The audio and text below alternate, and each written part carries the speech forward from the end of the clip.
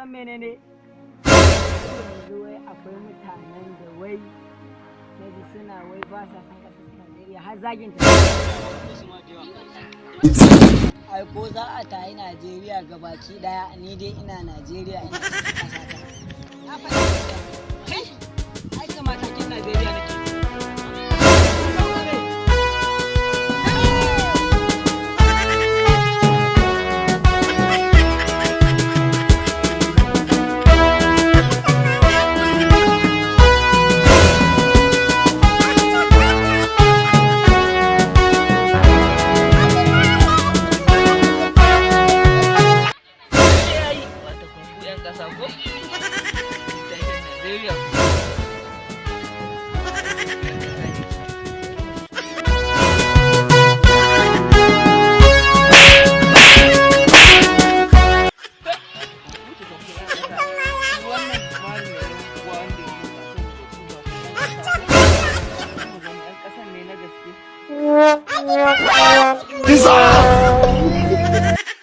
‘Yan ƙasa, ai da ku tsaya mun gani za ku iya ba da ranku akan ƙasa, kai ku wahalallun banza wahala.